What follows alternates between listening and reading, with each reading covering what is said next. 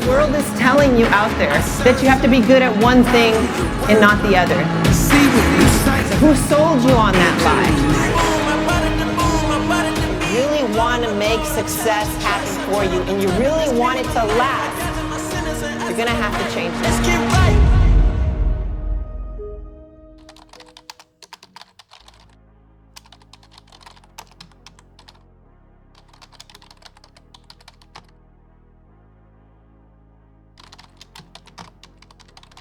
Now I want you to determine whether you're in an empire or you're actually in a prison right now. So the first one is, my team makes high-level decisions confidently because they know our standards. Is that you? Or is it a prison? Everything waits for my approval because I'm the only one who knows how things should be done. Empire or prison? I have leaders developing leaders. My people think like owners. Prison. I have followers who wait for permission. They do exactly what I tell them, nothing more. Someone could buy my business and run it without me. Everything is documented. My best practices live in my head. Good luck to whoever tries to replace me. Are you leaning more to the prison or the empire side? If you have more of the prison boxes, you need to learn how to delegate, but there's some fears that come with delegation. And we're going to talk about them today. Okay, so we're going to talk about the operator versus owner gap. Okay, the operator says, I'll do it myself. Okay, it's fast in the moment, it's fast now, expensive later. Slow in the long run. You win the day, you might. You do things right, it's to your standard, your expectations, you learned it, but you lose a year because you're stuck doing those things over and over and over again. Okay, so high quality but low capability. There's only you. We talked about 24 hours in the day that you have, plus you have to sleep, plus you have kids, plus you have a spouse, plus you have all of these things. How much time do you really have? And can you maximize that time? Okay, so the quality might stay high because you do it. It's up to your standard, but the capabilities stay slow because no one else grows. Okay, it's really important to know that. Burnout is guaranteed. Okay, burnout is guaranteed. Burnout is coming. You feel needed all the time, it's great. You feel fulfilled because people need you, but also that's not leadership, okay? If you really wanna truly be a leader, you're going to have to learn to use other people. And you're like, might think, hey, well, I don't know if I can trust these people. I don't know if they care enough. I don't know if they're gonna mess things up. Well, you're gonna get burned out. You're not gonna find, any joy in what you do. We talked about the busiest employee, right? You don't want to be that. So what does the owner say? I'll build a standard, teach a standard, and inspect the standard. This is about building the right culture and the right systems around your culture. If you think about culture and you can't systematically say how it works, then it is not real culture. Clarity over chaos. Clarity kills chaos. When people are unclear, it is chaotic. You might feel like you're moving a little needle. You might stay busy. We talked about being busy. Busy equals broke. You might feel like you're doing stuff, but you're not really scaling at the level you need to, okay? People grow when you delegate. People grow. When you decided to build your business, you're like, man, I want to build a business. You didn't think about, oh my gosh, I'm going to be putting out fires every day. That wasn't your goal. But that's what you end up doing by default when you don't learn to delegate, okay? So that's a real fear. It's like thinking, hey, if I train this person, they might go work for the competition. Yeah, they could. They could. But what if they stayed and they don't grow? What does that do for you? What does that do for them? Now, I was talking yesterday about somebody that has an employee that basically was looking for another job. And it really, really hurt. It really hurt that person because they're like, man, I spent a lot of time training this person. I say, you know why it hurt so bad? Because you trained them from here. And you let them watch you from here. Everything that you did came from you explaining and them watching, and you spent all of this time. You've never documented what you're doing. You don't have any SOPs written that if somebody were to come, they're so valuable if they leave you because you did everything, all your processes and everything exist in your head. Now, if somebody leaves and you have everything written down and you're actually documenting what you're doing, somebody can come in, they learn it, they do it. It doesn't hurt quite as much. That is a form of golden handcuffs when you do that. Okay, and this is what most business owners do. And that's why losing a key employee hurts so badly, because you're pouring your whole heart out in everything, but you're pouring from here and here, and nothing is from here. Okay? So I invite you to start writing down what you do. Do not become so vulnerable. You're going to have to be able to duplicate. The only way to duplicate is by documenting the standard. So start doing that. Most entrepreneurs have spent years building a reputation with excellence, precision, speed, and quality. So when they delegate, they fear, what do they fear? Sloppy work, missed deadlines, slower pace, inconsistency, loss of identity. Okay?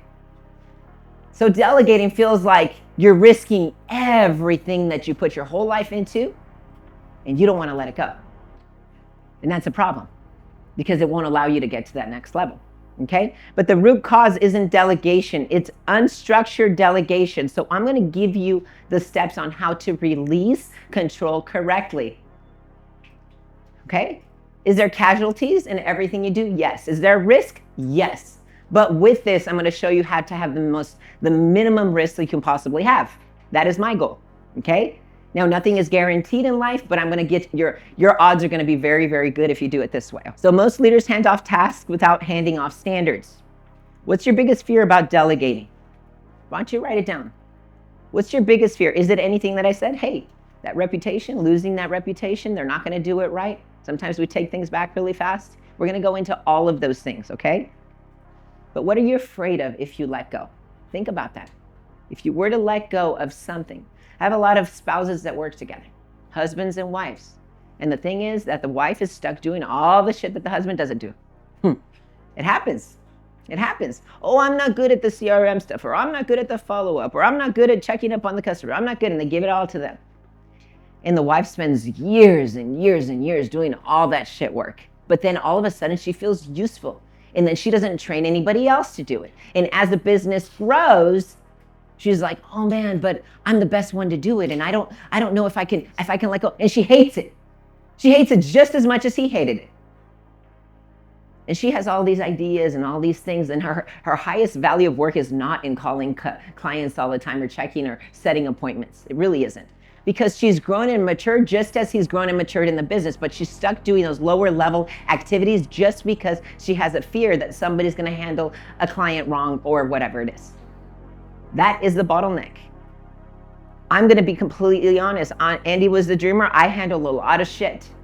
Also, because I did not know how to delegate, I also held back our whole team in sales, in every department. It was me. I was a bottleneck because I did not trust anybody to delegate all that stupid little shit. It held sales back and everything else. He could not implement anything that he was creative in implementing because of me. Because I had that fear of letting go. So I started nerding out on this. Like seriously, I'm like, how can I lower my cortisol levels because I'm gonna freaking kill myself? And also, how can I find joy and get more creative and stuff? If you haven't seen, like, I didn't really used to talk to the business owners or anything. I don't really care about social media that much. I'm not really into that. I love teaching. I love pouring into our team. I love leadership, but I never spoke about it. Why? Because I was doing all of that stuff. There's so much inside of all of us that we can go and learn a new level because we need to learn how to delegate. And the thing is that I teach a lot of business owners. I've helped scale a lot of business, and I feel like I do a pretty good job. But I wouldn't have never been able to talk to you guys if I would have held on to those things. Okay? So what's the next level in you? Like really, think about it. You might think right now, I can't do it. Oh, we don't have that. Yes, I started doing it because we didn't have the money when we first started to hire all of these people that were specialized in the skills. So I had to learn it. Not because I wanted to, but I needed to. But if you're not letting those things go, it's like having the same freaking enemy, but the enemy is you and your delegating power that you have, okay, holding on to stuff. So how to release control correctly. I'm gonna give you a 4-step process that protects your standards and not just releasing control and lowering them, okay? Step 1, document the standard. If you can't write the standard, the team can't follow the standard, okay? The process cannot exist in your head. It's very simple. I have this very big thing that I discovered, and I was like, man, I've got to get really good at this. Define what done right means. What is done? What does done mean? Finish, but finish is different. Finish is different to you than it is to your employees.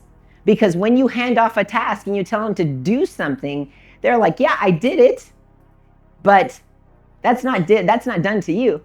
Like, there's another level to done. So I had to get really good at that, right? So instincts cannot be trained. They're like, hey, well, this person should know better. I told them to follow up with such person and, they just sent a text message. They think they followed up, but a text message, you're like, man, that's not following up. You send a text message, but if they don't respond, you call them. If they don't, you do this. You set up an appointment. You go and check this way until you get this. Like, what is your definition of done? You should know what that means. You should train that, okay? Because your expectations and other people's expectations are completely different, okay? You have to know what that is. So, what's the perfect sales process to you? Step by step. Do you have that written down somewhere? What's a perfect script sound like to you?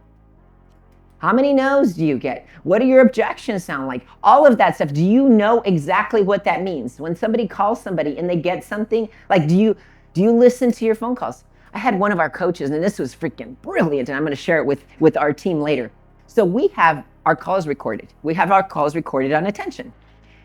And this coach did this. He loaded his last 100 calls onto attention that he got, and he said, where am I missing the it factor on my calls?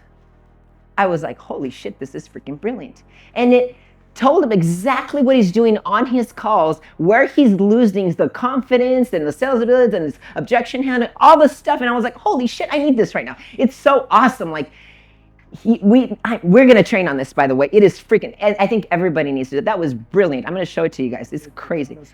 It teaches you how to coach your people. Like, and I was like, oh my gosh. By real data. Yes. So do you have your stuff documented? Do you know what the perfect sales process looks like and how it fits your team by their personality and what their weaknesses and strengths are?